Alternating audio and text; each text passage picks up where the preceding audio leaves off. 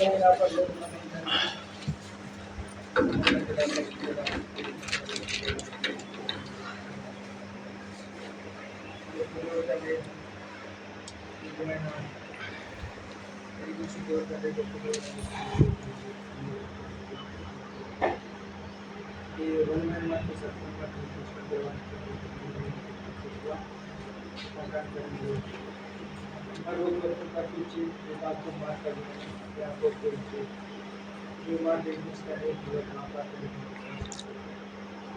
వచ్చేది ఎక్కడిపోకుండా మా తాతలు పెట్టుకొని విశ్వాసం మంచి కాపాడమని ఎలాంటి పోతుంది నా తండ్రి నా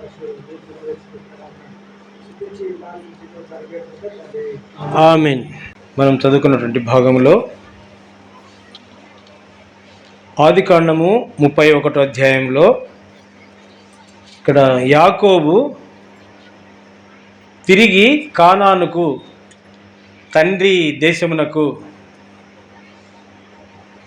బంధువుల యొద్దకు తిరిగి వెళ్తా ఉన్నాడు. ఆదికాండము 31వ అధ్యాయము 17-18 చదవండి. తన కుమారులను తన భార్యను ఒంటెల మీద నెక్కించి కానాను దేశమునకు తన తండ్రి అయిన ఇస్సాకు వద్దకు వెళ్ళటకు తన పశువులన్నింటినీ తాను సంపాదించిన సంపద యావత్తును పద్నారంలో తాను సంపాదించిన ఆస్తి యావత్తును తీసుకొని పోయాను. యాకోబు ఎక్కడి నుంచి ఎక్కడికి వెళ్ళాడు చెప్పండి. ఆదికాండం 31వ అధ్యాయంలో మనం చదివినటువంటి భాగంలో కానాను దేశమునకు తన తండ్రి అయిన ఇస్సాకు వద్దకు బయలుదేరినాడని రాయబడతా ఉంది. ఎక్కడి నుంచి వెళ్ళినాడు? వాళ్ళన్న చంపేస్తానంటే జ్యేష్ఠత్వం తీసుకున్న దానికి పారిపోయినాడు కదా. తల్లిదండ్రులు వెళ్ళిపోయినాడు. ఎక్కడికి పోయినాడు? పద్దనరాము, సిరియా దేశం. అది సిరియా దేశంలోని పద్దనరాము అనేటువంటి ఊర్లో అక్కడి నుంచి బయలుదేరినాడు. ఎందుకు బయలుదేరినాడు? అక్కడ ఏమైనా ఇబ్బంది అయింది దానికి? అక్కడ ఎన్నేళ్ళు ఉన్నాడు? దాదాపు 21 సంవత్సరాలు ఉన్నాడు. 22 సంవత్సరాలు ఉన్నాడు. ఎన్నేళ్ళు ఉన్నాడు? తల్లిదండ్రుల దగ్గర నుంచి పారిపోయి వచ్చి పద్దనరాములో లాబాను ఇంటిలో ఎన్నేళ్ళు ఉన్నాడు? దాదాపు 22 ఏళ్ళు ఉన్నాడు. యాకోబు కుటుంబాన్ని దేవుడు ఆశ్రయించింది లాబానుకు బాగా తెలుసు. మనం ఆదికాండము 24వ అధ్యాయంలో చూస్తే ఆదికాండము 24:31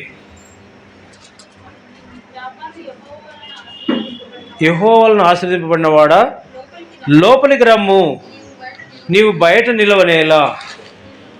ఇస్సాకుకు భార్యను తీసుకురమ్మని అబ్రహాము ఎలియాజర్ను పంపిస్తే ఎలియాజర్ను ఎంత చక్కగా ఆహ్వానించినాడు చూడండి. ఎలియాజర్ని ఏమన్నాడు? యెహోవా వలన ఆశ్రదించబడినవాడా లోపలికి రా, మా ఇంట్లోకి రా అన్నాడు. ఈ యాకోబును కూడా అట్లే ఆహ్వానించినాడు లాబాను. ఇస్సాకుకు చెల్లెల్ని ఇచ్చినాడు, యాకోబుకి కుమార్తెనిచ్చినాడు. యాకోబును ఆహ్వానించి పిలుచుకొని ఆయన 22 సంవత్సరాలు అక్కడ పెట్టుకున్నాడు. ఎందుకు పెట్టుకున్నాడంటే యాకోబు లేదా ఇస్సాకు వాళ్ళ కుటుంబంలో ఏముంది? యెహోవా వలన కలిగిన ఆశీర్వాదం ఉంది అన్నాడు కదా. యెహోవా వలన ఆశీర్వదించబడినవాడా లోపలికి రమ్ము అన్నాడు. ఎవరిని? ఎలియాజర్ను. యాకోబు గురించి చూసినట్లయితే యాకోబు గురించి కూడా చూడండి. ఆదికాండము 30వ అధ్యాయం 27వ వచనంలో చక్కగా చూడండి. అందుకు లాబాను అతనితో, నీ కటాక్షము నా మీదనున్న ఎడల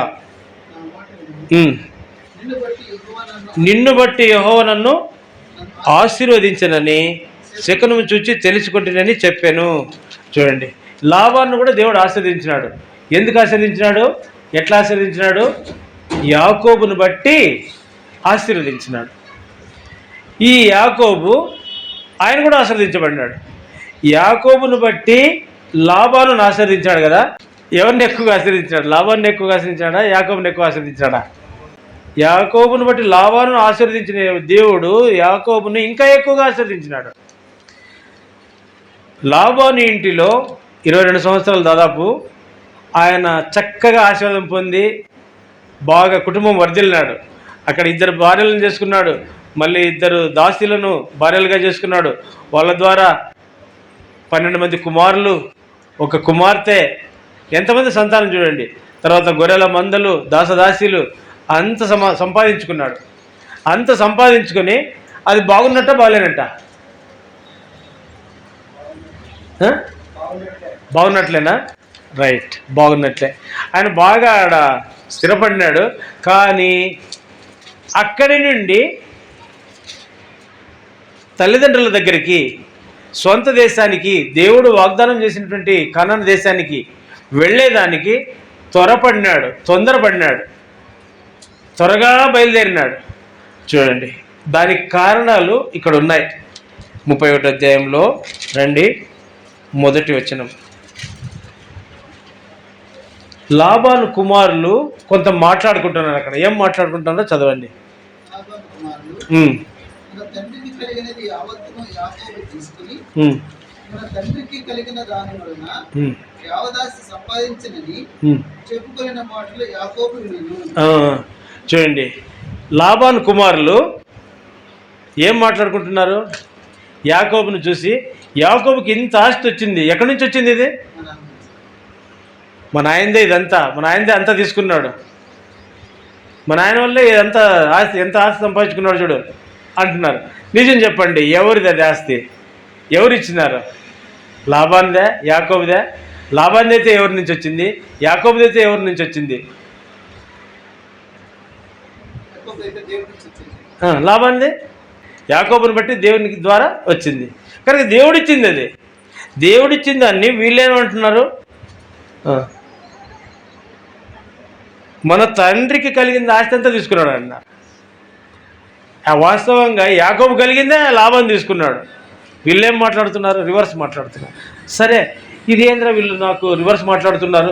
నేను ఇంతగా రాత్రి పగలు, ఎండకు వానకు చలికి వణికి వీళ్లకు సేవ చేసినానే, వీళ్లకు మందలు వృద్ధి చెందించినానే, వీళ్ళు నా గురించి ఇట్లా మాట్లాడుతున్నారే అనుకొని ఇట్లా చూసినాడు ఆయన. వాళ్ళ మాటలు, వాళ్ళ క్రియలు, వాళ్ళ ముఖం చూస్తే భయమైంది. తర్వాత లాబాను చూసినాడు, అతనేమంటాడు, అతన్ని ఎట్లున్నాడు అని. చూడండి 2వ వచనము. మరియు అతడు లాబాను ముఖం చూచినప్పుడు అది నిన్న మొన్న ఉండినట్లు అతని ఎడల ఉండలేదు. నిన్న మొన్న ఎట్లుంది, ఈరోజు ఎట్లుంది? నిన్న మొన్న అంటే 22 ఏళ్ళ నుంచి, అంతకు ముందు నుంచి, లాబాను చెల్లెల్ని ఇస్సాకు ఇచ్చినప్పటి నుంచి ఎట్లా ఉంది వాళ్ళ ముఖము? వీళ్ళు దేవుని బిడ్డలయ్యా, వీళ్ళు దేవుని దాసులు, దేవుని ఆశీర్వాదం వీళ్ళకు ఉంది అని చెప్పేసి యెహోవాను ఆశ్రయించబడిన వాడు లోపలికి రమ్ము అని ఆహ్వానించిన ముఖం ఎట్లుంది, ఇప్పుడు ఎట్లా ఉంది? యాకోబుకు తన కుమార్తెను లేయానిచ్చినప్పుడు ఎట్లుంది, రాహేలునిచ్చినప్పుడు ఎట్లుంది, పిల్లలంతా పెరుగుతూ ఉంటే అప్పుడు ఎట్లుంది, ఇప్పుడు ఎట్లుంది? ముఖం ఎట్లుందంట? చిన్నగా అయిపోయింది, నల్లగా అయిపోయింది, బాధపడిన ముఖం ఉంది, ముఖం బాధలో ఉంది, ముఖంలో బాధ కనిపిస్తుంది. ఇంగ్లీష్లో అంటారు కదా, face is the index of the mind అంటారు. ముఖంలో ఏమేమి ఉన్నాయో అవన్నీ కనిపిస్తాయి. బ్రదర్ చెప్పినట్లుగా ఏమేమి ఉన్నాయి చెప్పు? వికారం ఉంది, బాధ. వికారం ఒక వ్యక్తికి ఉంది. ఏమన్నా? దానియేలు గ్రంథంలో చూడండి, దానియేలు గ్రంథం 5వ అధ్యాయము 6వ వచనం చదవండి. అది వాస్తవమే, లాబాను ముఖంలో వికారం ఉండి ఉండవచ్చు. నువ్వు చెప్పింది కరెక్టే. దానియేలు 5:6 అతని ముఖము వికారమైన, అది రాజు గురించి రాయబడుతుంది. కానీ లాబాను ముఖం కూడా ఈ సందర్భంలో యాకోబును చూసి ఏమైపోయింది? యాకోబు పక్షంగా, యాకోబు ఎడల వికారం అయిపోయింది. కారణం మళ్ళీ చూద్దాం. ఇంకా ఏమేమైపోయింది? నువ్వు అంటే దుఃఖం అయిపోయింది అంటావు కదా. చూడండి, నెహెమ్యా గ్రంథం 2వ అధ్యాయం 3వ వచనం. నెహెమ్యాకు కూడా దుఃఖముఖం ఉంది. ఆయనకి ఎందుకు దుఃఖముఖం ఉంది అంటే, తన ప్రజలు బాధలో ఉన్నారు, తన ఆలయము అది కాల్చబడింది, అందుకు ఆయన ముఖము దుఃఖముఖంతో ఉంది, విచార ముఖంతో ఉంది.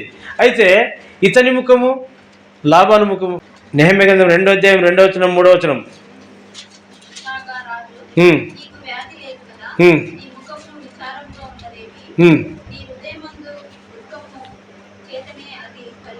హృదయంలో ఉండే దుఃఖం చేతనే నీ ముఖము అట్లా ఉంది అంటాడు. తర్వాత 3వ వచనం.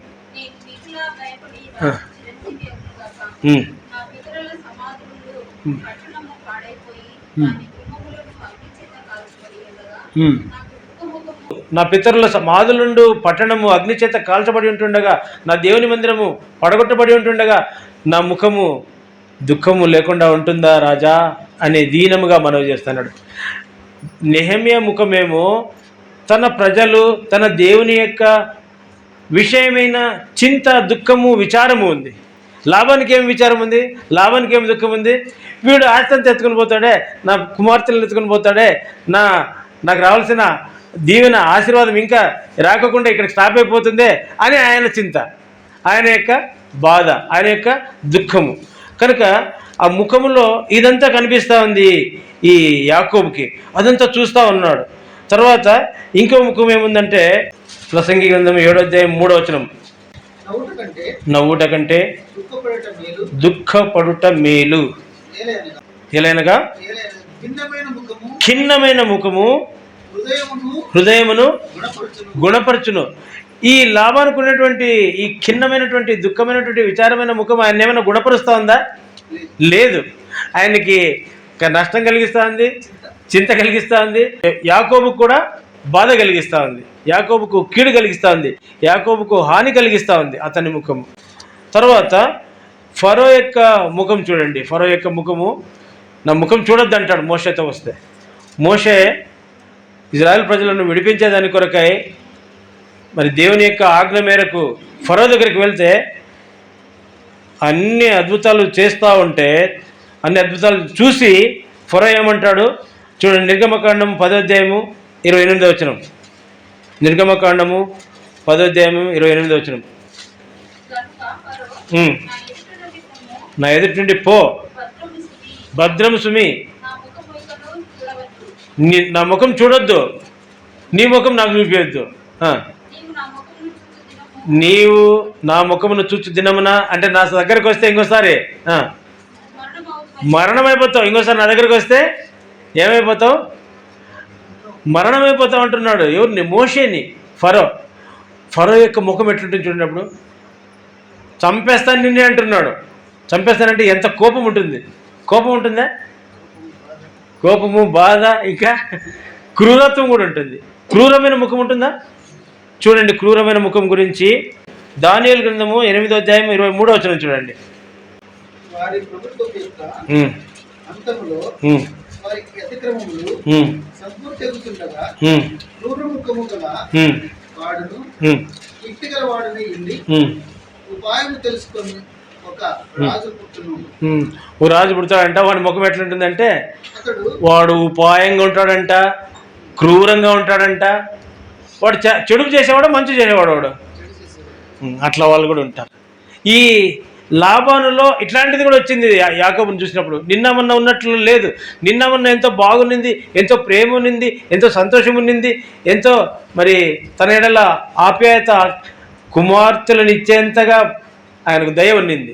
ఇప్పుడు క్రూరత్వం వచ్చేసింది. మనుషులు ఒకరోజు ఒక రకంగా ఉంటారు, ఇంకో రోజు ఇంకో రకంగా ఉంటారు. చూడండి లాభాన్ని కూడా అంతే, మానవుడే కదా. మరి మనం ఎట్లుండాలా? మనం దేవుని పిల్లలు. యాకోబు దేవుని కుమారుడు. యాకోబు వాళ్ళ అన్నను చూసినాడు. వాళ్ళ అన్న పేరు ఏం పేరు? ఏశావు. ముఖం ఎట్లుంది? ఆ ముఖం చూస్తే కదా పారిపోయి వచ్చింది. ఇప్పుడు మళ్ళీ ఎక్కడికే పోవాలా? ఎందుకంటే ఈ లాబాను లేదా వాళ్ళ మామ యొక్క ముఖము అంతకంటే క్రూరమైపోయింది. ఇప్పుడు వాళ్ళ అన్నల దగ్గరికి పోయేటప్పుడు వాళ్ళ అన్నకు వర్తమానం పంపిస్తాడు, వేగుల వారిని పంపిస్తాడు, తన దాసులను పంపించి వాళ్ళ దాసులతో పాటు కానుకలు పంపిస్తాడు. కొన్ని మందలు, కొంతమంది దాసులను ఇది నీకే కానుకగా ఇచ్చినాడు నీ తమ్ముడు అని చెప్పండి, ఆయనకు నా మీద ఉండే కోపం పోతుంది అని చెప్పేసి ఎంతో భయముతో వణుకుతో దగ్గరికి పోతే ఆయన ఏం చేస్తాడు చూడండి. అది చూడండి, ఇదే ఆదికాండంలోనే 32వ అధ్యాయంలో 19వ వచనం చూడండి. నేను ముందుగా పంపించిన కానుకలను అతని సమాధానపరిచిన తర్వాత అతని ముఖం చూస్తాననుకున్నాడు. కానుకలన్నీ పంపించినాడు. అప్పుడు అతడు ఒక వేళ నన్ను కటాక్షించునేమో అనుకొని కానుకలన్నీ పంపిస్తే కటాక్షించినాడు. చూడండి, అదే 33వ అధ్యాయము 10వ వచనం చదవండి, పక్కన అధ్యాయం, ఆదికాండం 33:10. అట్లు కాదు, నీ కటాక్షము నా మీద ఉన్న ఎడల చిత్తగించి నా చేత ఈ కానుక పుచ్చుకొనుమని ఏశావును కలిసినప్పుడు ఏశావుతో అంటున్నాడు. ఎందుకంటే దేవుని ముఖం చూసినట్లు నీ ముఖం చూస్తాను. అప్పుడు ఎట్లా ఉన్నింది? అప్పుడు చంపుతాడేమోననే క్రూర ముఖము, భయం కలిగించే ముఖము ఉన్నింది ఏశావుకి. ఇప్పుడు ఎట్లా ఉంది? దేవుని ముఖం అంటన్నా, దేవుని ముఖం మాదిరి ఉందంట. ఎంతైనా అన్న కదా, అతను చేసిన కీడు తప్పులు అన్నీ మర్చిపోయి క్షమించేసి ఇప్పుడు నా తమ్ముడా, నా సహోదరుడా అని ఖర్చుకుంటున్నాడు, కౌగులించుకొని, ఇద్దరు ఒకరికొరు కౌగులించుకొని ఏడ్చినారు. అది విశ్వాసుల యొక్క ప్రేమ, విశ్వాసుల యొక్క ముఖం. విశ్వాసుల ముఖం ఎట్లుండాలంట? యాకోబు ఏమన్నాడు వాళ్ళ అన్నను? నీ ముఖం ఎట్లా ఉందంట? దేవుని ముఖం చూసినట్లా నీ ముఖం చూసినాను అంటాడు. కనుక అట్లుండాలి. దేవుని ముఖం ఎట్లాంటిది? ఎవరికి ఉంటుంది? ఏశావు ఒకప్పుడు యాకోబును చంపాలనుకున్నాడు, ఇప్పుడు ఆ భావం లేదు. అంటే మొదట పాపంలో ఉండవచ్చు, మొదట కోపంలో ఉండవచ్చు, మొదట క్రూరత్వంలో ఉండవచ్చు, అవన్నీ మారుమనసు పొందక ముందు తర్వాత దేవుని యొక్క ప్రేమను కలిగినటువంటి వ్యక్తిగా కనబడుతున్నాడు. మారుమనసు పొందినటువంటి వ్యక్తులు, ప్రేమ కలిగిన వ్యక్తులు, ప్రేమించే వ్యక్తులు, క్షమించే వ్యక్తులు, వాళ్ళు ఎట్లంటారంట? దేవుని ముఖము వంటి ముఖం కలిగి ఉంటారంట. దేవదూత వంటి ముఖం కలిగినాడంట ఒక ఆయన. ఎవరంటే ఆయన స్టెఫెన్. అపొస్తలుల కార్యములు 6వ అధ్యాయము 15వ వచనం చదవండి. ఆయన స్టెఫెను అక్కడ మాట్లాడుతూ ఉంటే ఆ ప్రజలందరూ, సభలో కూర్చున్న వారందరూ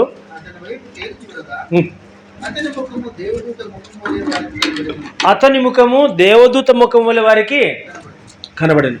యాకోబు లాబాను ముఖం చూసినప్పుడు యాకోబుకి లాబాను ముఖం ఎట్లా కనబడింది? నిన్న మొన్న ఉన్నట్లు లేదు.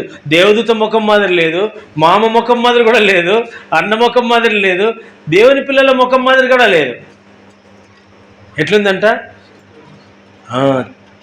ఎప్పుడెప్పుడు పోదామా ఇక్కడి నుంచి, ఎప్పుడెప్పుడు లేచిపోదామా, ఎప్పుడెప్పుడు పారిపోదామా, ఎప్పుడెప్పుడు ఇక్కడి నుంచి వెళ్ళిపోదామా అనేంత ఇది ఉంది ఆయనకి. భయం ఉంది, ఆందోళన ఉంది, చింత ఉంది, విచారం ఉంది. కనుక ఆయన లేచిపోయినాడు.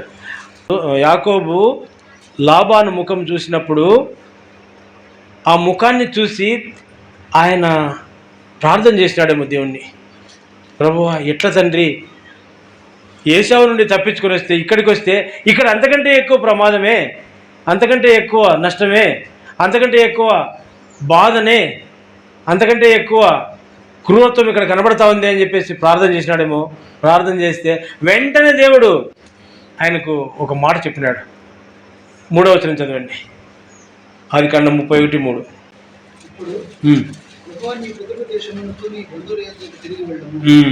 చూడండి, ఇది ఒక ఆజ్ఞ ఇచ్చేసినాడు దేవుడు. మరియు అప్పుడు యెహోవా నీ పితరుల దేశమునకు నీ బంధువుల యొద్దకు తిరిగి వెళ్ళుము, నేను నీకు తోడై ఉండదని చెప్పగా, యాకోబుతో చెప్పగా. యాకోబుతో ఏం చెప్పినాడు? పో అన్నాడు. ఎందుకు చెప్పినాడు? అప్పటి వరకు అక్కడ మంచిదే కదా, 22 ఏళ్ళు అక్కడ మంచిదే కదా. లాబాను కుమారులకి వాళ్ళ హృదయం చేంజ్ అయిపోయింది, వాళ్ళ ముఖం మారిపోయింది, వాళ్ళ తలంపులు మారిపోయినాయి, వాళ్ళ పరిస్థితులు మారిపోయినాయి. ఈ పరిస్థితులు ఏం మారిపోయినాయి తెలుసా? ముఖం మారేదానికి ముందు పరిస్థితులు మారినాయి. యాకోబు ఎట్లాంటి వాడు? దేవుని చేత ఆశీర్వదించబడినవాడు, దేవుని చేత దేవుని మార్గంలో నడిచేటువంటి వ్యక్తి. ఆదికాండము 25-27లో యాకోబు గురించి ఆయన ఎట్లాంటి వాడో చక్కటి మాట రాయబడింది. 27వ వచనం చదవండి. ఆ చిన్నవారు ఎదిగినప్పుడు ఏశావు వేటాడుటయందు నేర్పరి అయి అరణ్యవాసిగా ఉండెను.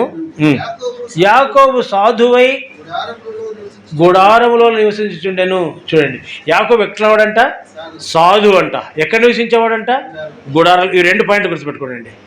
యాకోబు సాధువు, తర్వాత గుడారంలో నివసించేవాడు.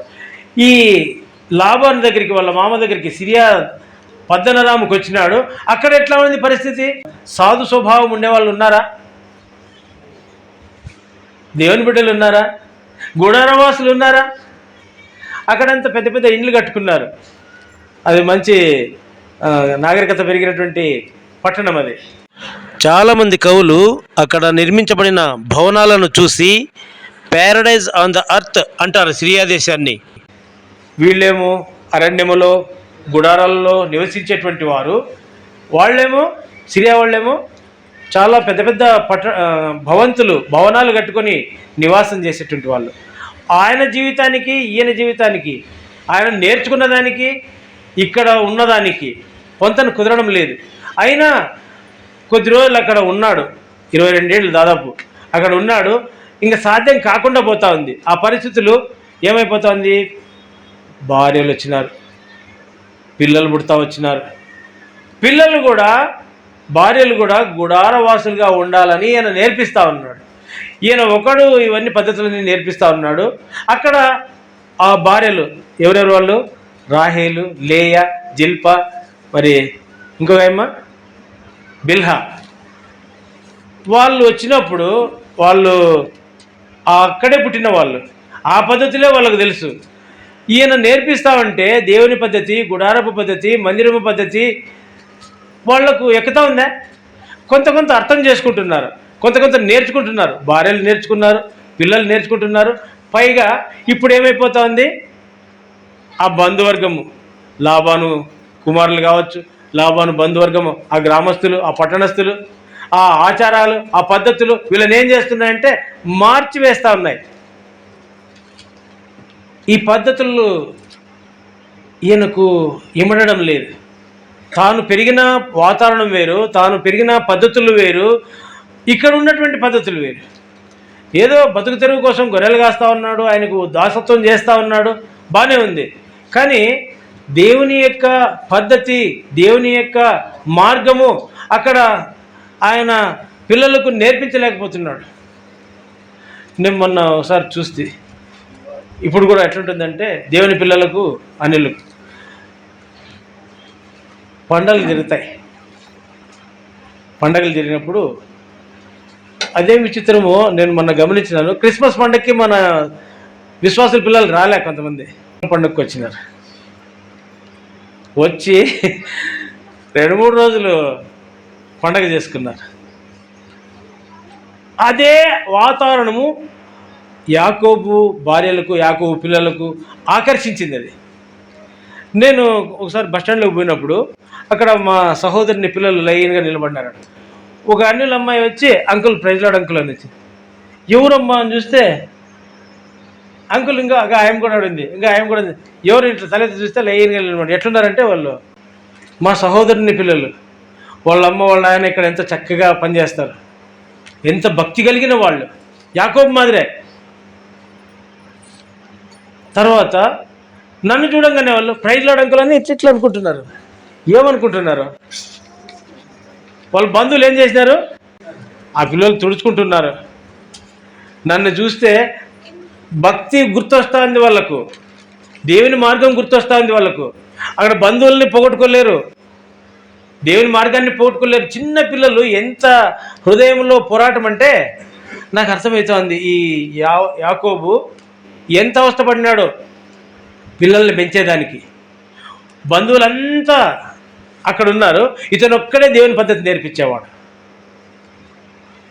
ఆ పోరాటం తట్టుకోలేకపోయినాడు. ఎప్పుడెప్పుడు పోదామో మా దేశానికని. ఏంది లేదు చేతిలో. కష్టపడినాడు 7 ఏళ్ళు రాహేల్ కోసం కష్టపడినాడు, 7 ఏళ్ళు లేయా కోసం కష్టపడినాడు, 7 ఏళ్ళు ఆస్తి కోసం కష్టపడదామంటే ఈ లోపల పిల్లలంతా పెరిగి ఈ దారి పడతా ఉన్నారు. ఈ లోపల ఈ లాభం ఏం చేస్తున్నాడు? జీతాన్ని 10 మార్లు మార్చేసినాడు. జీతం కూడా సరిగ్గా ఇవ్వడంలే. రాత్రి పగులు ఎండకి వానకి అల్లాడిపోతున్నాడు. కానీ ఆయనకు రావాల్సిన జీతం అంతా కొట్టేస్తాడు. ఎవరు? చూడండి అన్నమాట. 31వ అధ్యాయము.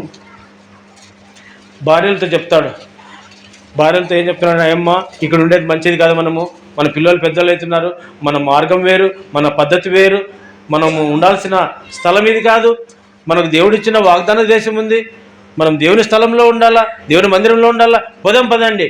ఇదిగో ఇట్టుంది పరిస్థితి, నా పరిస్థితి మీరు చూసినారు కదా, రాత్రి పగలనక ఎంత కష్టపడినానో నేను అని చెప్పి చూడండి. తాను ఇంటి దగ్గర పోకుండా గొర్రెల మంద దగ్గరికి భార్యలను పిలిపించినాడు. 4వ వచనం. పొలంలో తన మంద యొద్దకు రాహేలును లేయాను పిలవడానికి వారు తెచ్చాను. మీ తండ్రి కటాక్షము నిన్న మొన్న నా మీద ఉండినట్లు ఇప్పుడు నా మీద ఉండలేదని నాకు కనబడుచున్నది. అయితే నా తండ్రి యొక్క దేవుడు నాకు తోడై ఉన్నాడు. మీ తండ్రి యొక్క నా యావచ్చక్తితో, మీ తండ్రికి నా యావచ్చక్తితో కొలువు చేసి తినని మీకు తెలిసేది. మీరు చూసినారు కదమ్మా, నేను ఎంత కష్టపడినానో, ఎంత బాధపడినానో, ఎంత మీ నాయనకి సేవ చేసినానో, మీ ఇంట్లో నేను ఎంత ఊడిగం చేసినానో మీరు చూసినారు కదా అంటే వాళ్ళు అవును చూసినామంటారు. తర్వాత ఇంకేమంటాడు 7వ వచనం. మీ తండ్రి నన్ను మోసపుచ్చి 10 మార్లు జీతం మార్చాడు. మోసపుచ్చినాడు, 10 సార్లు మోసం చేసినాడు. అయినను దేవుడు అతనిని నాకు హాని చేయలేనియలేదు. దేవుడు నాకు తోడు ఉన్నాడు కాబట్టి అతడు హాని చేయలేకపోయినాడు. సార్ తర్వాత ఇంత చేస్తూ ఉన్నాడు కాబట్టి మనం ఇక్కడ ఉండేది మంచిదా అంటే, దేవుడు నాకు చెప్పినాడు రాత్రి కలలో, నీవు లేచి నీ తండ్రి ఇంటికి వెళ్ళని చెప్పినాడు, అందుకే వెళ్దామమ్మా అంటే వాళ్ళు ఏమంటారు ఇప్పుడు చూడండి 14వ వచనం. అందుకు రాహేలును లేయాయు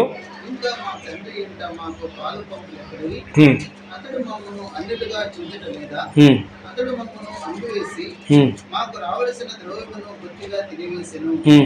దేవుడు మా తండ్రి యొద్ద నుండి తిరిగేసిన ధనమంతయు మాదియు మా పిల్లల దగ్గర ఉన్నది. ఒక్క నిమిషం ఆగండి, ఈ మాట మళ్ళీ చదువు.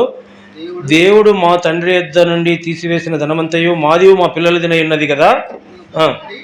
అంటే ఇప్పుడు ఏమంటా ఉంది, ఆయన దగ్గర ఉండేది మన దగ్గర ఉండేది అంతా మాదే కదా. ఆయనది ఎట్లా? ఆయన కొడుకులు ఏమంటారు, లాభాన్ కొడుకులు మాది అంటారు, వీళ్ళు ఏమంటారు? ఇప్పుడు ఏది కరెక్ట్ అన్నా? లాభాన్ కొడుకులు చెప్పింది కరెక్టా, లేయా రాహేల్ చెప్పేది కరెక్టా కదా? వాళ్ళేమో అన్యులు, దురాశతో వాళ్ళు ఉన్నారు, వీళ్ళేమో న్యాయంగా ఉన్నారు. యాకోబు న్యాయంగా ఉన్నాడు, యాకోబు భార్య పిల్లలకు న్యాయం నేర్పినాడు, వాళ్ళు న్యాయంలోనే ఉన్నారు. కనుక వాళ్ళు ఏమంటారు, ఇప్పుడు సరే వెళ్ళిపోదాం, నువ్వు ఎట్లా చెప్తే అట్లబ్బా, నువ్వు మా యజమానుడు, నేంటి వస్తాం పదా అని చెప్పేసి రెడీ అయితే ఇంకా చూడండి 17వ వచనం. యాకోబు లేచి తన కుమారులను భార్యలను ఒంటెల మీద ఎక్కించి కనాను దేశమునకు తన తండ్రి అయిన ఇస్సాకు వద్దకు వెళ్ళటకు తన పశువులన్నిటినీ తాను సంపాదించిన సంపద యావత్తును పద్దనరాములో తాను సంపాదించిన ఆస్తిని యావత్తును తీసుకుని పోయెను. ఎక్కడికి పోయినాడన్నా? ఎక్కడికి పోయినాడు? గుర్తుపెట్టుకోవాలా. ఎక్కడికి పోయినాడు చెప్పండి? కానాను దేశానికి. కానాను దేశము అబ్రహాముకు దేవుడు వాగ్దానం చేసినాడు, ఇస్సాకుకు వాగ్దానం చేసినాడు, యాకోబుకు కూడా వాగ్దానం చేసినాడు.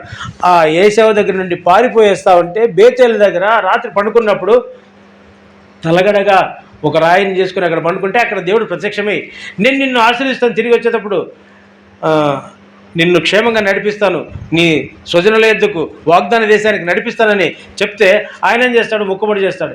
నీవు నన్ను అట్లా పిలిపిస్తే, తిరిగి క్షేమంగా నడిపిస్తే నీకు ఇక్కడ ఒక ఆలయం నిర్మిస్తానని చెప్పినాడు కదా.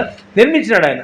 అదే బేతేలు, మొదట లూజ్, అది అక్కడే యెరూషలేము కట్టబడింది.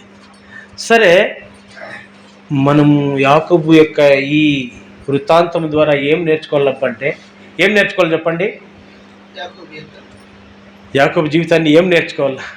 యాకోబు లోకంలో ఉన్నాడు, బంధువులతో ఉన్నాడు, అన్యులతో ఉన్నాడు, కానీ ఎప్పుడెప్పుడు ఈ పరిస్థితిలో నుండి తిరిగి దేవుని దగ్గరికి, దేవుని స్థలంలోనికి, దేవుని మందిరంలోనికి, దేవుడిచ్చిన స్థలంలోనికి వెళ్దామా అనేటువంటి తలంపు కలిగి ఉన్నాడు. తన భార్యలను, తన పిల్లలను అందరినీ ఒప్పించి ఎక్కించి తీసుకుని వెళ్ళిపోయినాడు అక్కడికి. అక్కడ ఉండలే, మనసంతా అక్కడ ఎక్కడుంది? ఆయనకి మనసంతా ఎక్కడుంది? కానాను దేశం మీద ఉంది, దేవుడిచ్చిన స్థలం మీద ఉంది. మనకు పనులు ఉండవచ్చు, బంధువులు ఉండవచ్చు, లోకంలో మరి విస్తారమైనటువంటి వ్యాపకాలు ఉండవచ్చు, వాటి మీద మన మనసు ఉండకూడదు. మన శరీరము పని చేయవచ్చు, వాళ్ళతో కలిసి ఉండవచ్చు, వాళ్ళ ఆచారాలు, ఈ ఆచారాలు తట్టుకోలేక ఆయన పరిగెత్తుతాడు మొట్టమొదటి. ఆయన హృదయము మొట్టమొదట చాలా మనస్తాపం చెందింది ఆ పరిస్థితులన్నీ బట్టి. 3 కారణాలు. యాకోబు ఎందుకు వచ్చినాడంటే పద్దన్నరాము నుండి కానానికి వాళ్ళు చేసే పనుల వల్ల, ఆ పిల్లల యొక్క మనస్సు తిప్పివేయటం వల్ల మనస్తాపం చెందినాడు మొదటిది. రెండోది, ఆస్తి విషయమే లాబాను 10 మార్లు మోసపుచ్చి పీడించినాడు, హింసించినాడు. పెర్సిక్యూషన్ అంటారు దాన్ని. దాని నుంచి తప్పించుకొని పోవాలనుకున్నాడు. మూడోది, దేవుని యొక్క ఆజ్ఞ, నువ్వు లేచి వెళ్ళు, నీ తండ్రి ఇంటికి వెళ్ళు, నీ దేశానికి వెళ్ళు, నేను నీకు తోడై ఉంటాను అన్నాడు. దేవుని యొక్క ఆజ్ఞ మేరకు వెళ్ళిపోయినాడు. మనకు కూడా ఇవి ఉన్నాయా లేదా? ప్రతి విశ్వాసికి ఉంటాయి, ఇవి సేవకులకి ఉంటాయి. సేవకులకు సంబంధించినటువంటి మాట ఇది. ప్రతి విశ్వాసికి లోకములో పని ఉన్నప్పుడు అక్కడ ఆకర్షణ, పీడింపు ఉంటుందా ఉండదా? ఉంటుందా ఉండదా? ఆఫీసులోకి పో, పొలంలోకి పో, ఇండ్ల దగ్గరికి పో, ఎక్కడికి పోయినా ఇదే పరిస్థితి ఉంటుంది. జీతము, కూలి విషయం కూడా తక్కువ ఇచ్చేదానికే చూస్తారు కదా. అయితే వీటన్నిటి ద్వారా మరి యాకోబు ఆయన దేవుని మీద మనసు పెట్టుకున్నాడు. దేవుడు ఏం చెప్తాడని ప్రార్థన చేశాడు. నువ్వు నీ దేశానికి పో, నీ తండ్రింటికి పో. తల్లిదండ్రి ఎవరు? రక్త సంబంధులు, అన్నదమ్ములు. యాకోబుకి ఏశావు ఏమవుతాడు? అన్న అంటే రక్త సంబంధి. రక్త సంబంధి అంటే రక్త సంబంధి అనే మాట యెషయా గ్రంథము 58:7-8 వచ్చిన చూడండి. మనము ఆరాధన చేసేవాళ్ళము, మనం బల్లలో పాలు పొందేవాళ్ళము. మనం ఎట్లుండాలంట? ఎట్లా ప్రార్థన చేయాలా, ఎట్లా ఆరాధన చేయాలో, ఎట్లా ఉపవాస ప్రార్థన చేయాలో అక్కడ చెప్తా అన్నాడు దేవుడు. యెషయా గ్రంథము 58:7-8 చదవండి.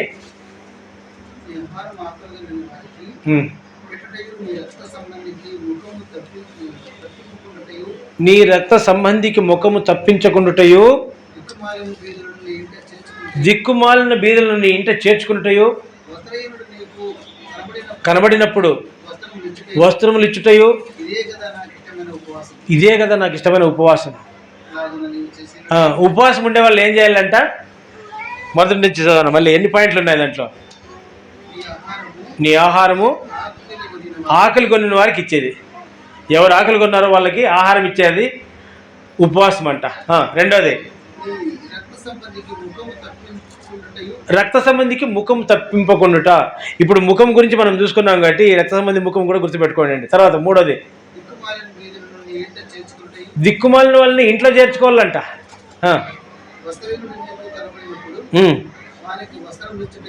వస్త్రాలు ఇచ్చుట, ఎవరికైనా బట్టలు లేకపోతే. ఇది చూడండి, మనం ప్రార్థన చేసేవాళ్ళు, ఆరాధన చేసేవాళ్ళు ఇవి చేస్తున్నామో లేదో చూసుకోవాలా.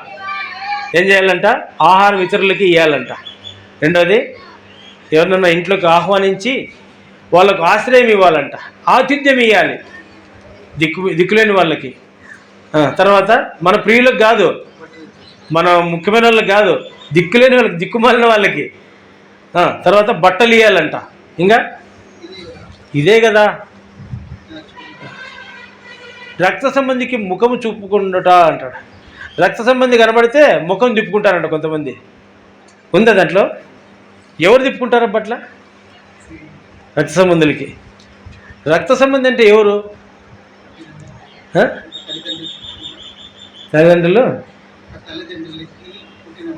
కరెక్ట్. ఇప్పుడు మనము బలలో పాలు పొందుతాము. ఇది ఎవరి శరీరము, ఎవరి రక్తము?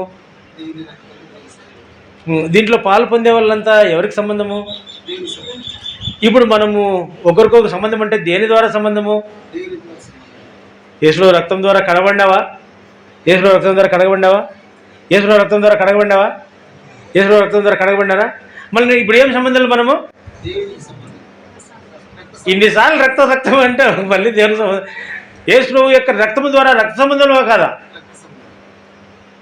కనుక విశ్వాసులు, దేవుని బిడ్డలు ఒకరికొరు ఏమవుతారు? రక్త సంబంధులు అన్నా, అన్నదమ్ములు. కరెక్టే. అన్నదమ్ములు ఎట్లయితారు? రక్త సంబంధం. యేసు రక్తం ద్వారా కొనబడినాం. యేసు తన రక్తం ఇచ్చి మనల్ని కొన్నాడు, తన స్వకీయ సాంపాద్యంగా చేసుకున్నాడు. తన యొక్క వెలుగును ప్రకటించేదానికి, తన యొక్క క్రియలు ప్రకటించేదానికి, తన యొక్క కార్యములు చేసేదానికి. 1 పేతురు 2:9 అంటాడు, చీకట్లో నుండి మిమ్మును తన ఆశ్చర్యకరమైన వెలుగులోనికి పిలిచిన వాని గుణాతిశయములను ప్రచురం చేయు నిమిత్తము మీరు ఏర్పరచబడిన వంశమును, రాజులైన యాజక సమూహమును, పరిశుద్ధ జనమును, దేవుని సొత్తైన ప్రజలనై ఉన్నారంటాడు. కనుక మనం దేవుని సొత్తు అంటే యేసు రక్తము ద్వారా, పరిశుద్ధ జనం అంటే యేసు రక్తం ద్వారా, యాజకులంటే యేసు రక్తం ద్వారానే, ఆయన కుమారులంటే యేసు రక్తం ద్వారానే. కనుక మనము రక్త సంబంధులము. అవునా కదా? ఒక సహోదరుడు వచ్చినాడు నాకు, ఆయన నన్ను చూస్తే ఇట్లా ముఖం తిప్పుకొని పోతాడబ్బా. వీడిని గుర్చు కదా, నన్ను చూసినప్పుడు అట్లా తిప్పుకొని పోతాడు, నేనేం చెప్పాలని. ఉన్నారు అట్లా వాళ్ళు. ఏం అడుగుతాడో, ఏం పని చెప్తాడో, ఏం సహాయం చేయాలో ఇట్లా వాళ్ళు దేవుని బిడ్డల.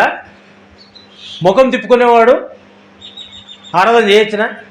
ముఖం తిప్పుకొని పోయేవాడు బలలో పాలు పొందొచ్చునా? చెప్పండి. ముఖం ఎట్లుండల్లా? దేవుని వాక్యం చెప్తుంది. దేవుని ముఖం ఎట్లాంటిదంట? ప్రకాశమైందంట, మనోహరమైందంట. దేవుని ముఖం ఎట్లందంట? అది సూర్యుని కంటే వెలుగు కలిగిందంట. ఇంతసేపు వెలుగు గురించి చూసుకుంటాం మనం. చూడండి, ఇప్పుడు దేవుని యొక్క ముఖం గురించి చూసుకుందాం. మనం అట్లా ఉండాలా. ప్రకటన గ్రంథం 1:16 చూడండి.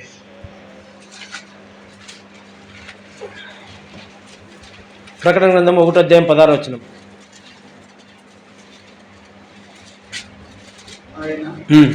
తన కుడి చేత ఈ నక్షత్రములు పట్టుకొని ఆయన నోటి నుండి 2 అంచులు గల వాడి ఒకటి బయలుపెట్టుచుండెను. ఆయన ముఖము మహా తేజస్సుతో ప్రకాశించుచుండెను, సూర్యుని వలె ఉండెను. మహా తేజస్సుతో ప్రకాశించేటువంటి సూర్యుని వెలుగు ఉందంట ఆయన ముఖములో. తర్వాత దానియేలు గ్రంథంలో కూడా ఆయన చెప్తాడు. దానియేలు గ్రంథం 10:6 చూడండి. మెరుపు మాదిరి ఉందంట. దానియేలు గ్రంథము 10:6.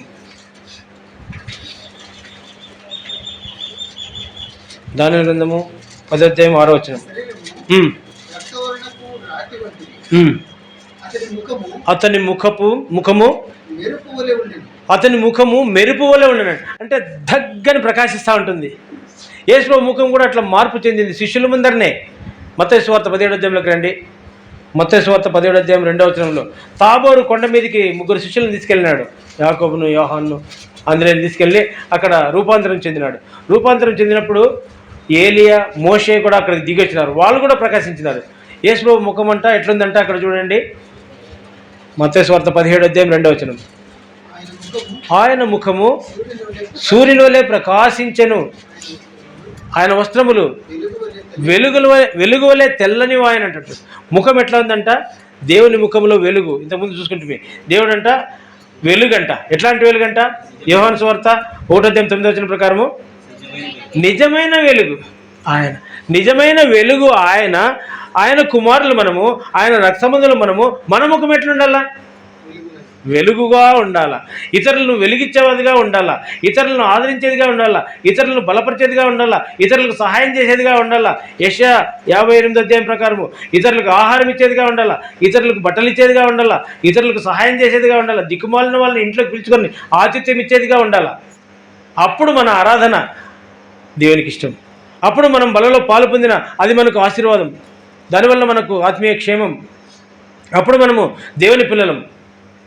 అప్పుడు మనము యాకోబు వలె లోకములో నుండి దేవుని వైపు తిరిగిన వాళ్ళం, కానాను వైపుకు మనసు పెట్టుకున్న వాళ్ళం. అది గుర్తుపెట్టుకోండి. మనము లోకంలో ఉన్నాము. లోకంలో ఉన్నా కూడా శరీరం లోకంలో ఉన్నా, మన పనులు లోకంలో ఉన్నా, మన మనసు ఎక్కడ ఉండాలా? మన ఆత్మ ఎక్కడ ఉండాలా? మన దృష్టి ఎక్కడ ఉండాలా? చెప్పండి. కానాను, పరమ కానాను పరలోకంలో ఉంది. పరలోకం వైపు ఉండాలి, దేవుని వైపు ఉండాలి, దేవుని సింహాసనం వైపు ఉండాలి, దేవుని ఇంటి వైపు ఉండాలి, దేవుని మందిరం వైపు ఉండాలి. ఒకరోజు అక్కడికి చేరాలి మనం.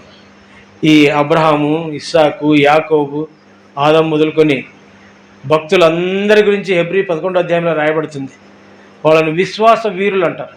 వాళ్ళంతా కూడా దాని మీద దృష్టి పెట్టుకున్నారు. చూడండి, హెబ్రీ 11 అధ్యాయం, హెబ్రీ 11:13 అన్న. వీరందరూ వీరందరూ అంటే యాకోబుతో మొదలుకొని భక్తులందరూ, దేవుని యందు విశ్వాసం ఉంచిన వాళ్ళందరూ, రక్త సంబంధులందరూ, యేసు ప్రభు రక్తంలో కడగడిన వారందరూ, దాని యందు విశ్వాసం ఉంచిన వారందరూ అని. వీరందరూ ఆ వాగ్దానముల ఫలము అనుభవింపకపోయినను దూరం నుండి చూచి వందనము చేసి తాము భూమి మీద పరదేశులమును యాత్రికులమునై ఉన్నామని ఒప్పుకొని విశ్వాసం గలవారై మృతి నొందిరి. ఇలాగ చెప్పువారు తమ స్వదేశమును వెతుకుచున్నామని విశదపరచుచున్నారు కారా. వారు ఏ దేశం నుండి వచ్చిరో ఆ దేశమును జ్ఞాపకముందు ఉంచుకున్న యెడల మరలా వెళ్ళుటకు వారికి వీలు కలిగి ఉండును.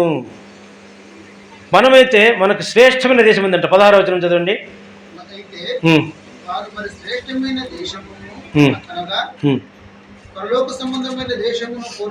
చాలు. ఇప్పుడు యాకోబేమో దేవుడిచ్చిన కానాను కోరినాడు. మనమైతే యాకోబు కూడా పరమ కానాను కొరకే ఆయన సిద్ధపడినాడు, అక్కడ దృష్టి పెట్టినాడు, అక్కడ మనసు కలిగి ఉన్నాడు. అందుకే గుడారములో ఆయన నివసిస్తూ సాధువుగా ఉన్నాడు. సాధువులుగా గుడారంలో ఉండాలంటే ప్రత్యక్ష గుడారములో దేవుని పరిచర్యలో ఉండేవాళ్ళు. లేదా గుడారం అనేటువంటి మాట ఏం సూచిస్తుందంటే, మనము అక్కడక్కడ చూస్తూ ఉంటాం, డేరాలు వేసుకుంటారు, వాళ్ళు తీసి మళ్ళీ ఎత్తేస్తారు కొద్ది రోజులకి. ఎన్ని రోజులు ఉంటుంది డేరాలు వేసుకున్న వాళ్ళు? ఎన్ని రోజులు ఉంటారు? వారం ఉంటారు, లేకుంటే 2 వారాలు ఉంటారు, నెల ఉంటారు. తర్వాత ఎత్తుకొని ఇంకో చోటుకి వెళ్ళిపోతారు. అంటే వాళ్ళకు తెలుసు ఈ స్థలము, ఈ ప్రాంతము, ఇదంతా కూడా శాశ్వతమైంది కాదు, ఒకరోజు వదిలిపెట్టి వెళ్ళాలా, ఆ తలంపు కలిగి ఉండాలి గుడారంలో ఉన్నారంటే. మనం కూడా గుడారవాసులంటే ఈ లోకం మనది కాదు, ఈ లోకములో కొద్ది రోజులే ఉంటాము. శాశ్వతంగా నిజజీవములో ఉండే స్థలము పరలోకము, తండ్రి దగ్గరికి వెళ్ళాలన్నటువంటి గ్రహింపు కలిగి ఉండాలి. అది సాధు జీవితం, అది గుడార జీవితం. యాకోబు అది మనకు నేర్పిస్తూ ఉన్నాడు. కనుక మనము కూడా మరి దేవుని పిల్లలముగా, విశ్వాసులముగా, సాధువులముగా ఉండాలంటే మన దృష్టి, మన మనస్సు ఎక్కడ ఉండాలా? పరమ కానాను మీద ఉండాలి, దేవుని మీద ఉండాలి, దేవుని ఇంటి మీద ఉండాలి. దేవుని ఇంటిలో అక్కడ క్షేమము, దేవుని మందిరములో అక్కడ మనకు ఎదుగుదల, ఆత్మీయత నేర్పించబడుతుంది, క్షేమం ఉంటుంది. అక్కడ మనం వర్ధిల్లుతాం, అక్కడ ఇట్లాంటివి ఉండదు. కనుక దేవుడు మనకు మరి యాకోబు వలె తిరిగి పరమ కానానుకు వెళ్ళుటకు మనస్సు, అటువంటి స్థిరమైన మనస్సు అనుగ్రహించి ఆజ్ఞ ఇచ్చినాడు. ఆల్రెడీ యాకోబుకి ఇచ్చినాడు, మనకు కూడా ఇచ్చినాడు. మీరు క్రీస్తును వెంబడించాలని చెప్పాడు. మనము ఆజ్ఞాపింపబడిన వారు దేవుని యందు, దేవుని ఆజ్ఞలలో, దేవుని అడుగుజాడలో నడిచేదాని కొరకు. కనుక మనం అట్లు దేవుని యొక్క ఆజ్ఞను నెరవేర్చేవారుగా, మన మనస్సు, మన దృష్టి కానాను మీద ఉంచుకునేవారుగా దేవుడు మనల్ని సిద్ధపరచును గాక. మోకరించండి.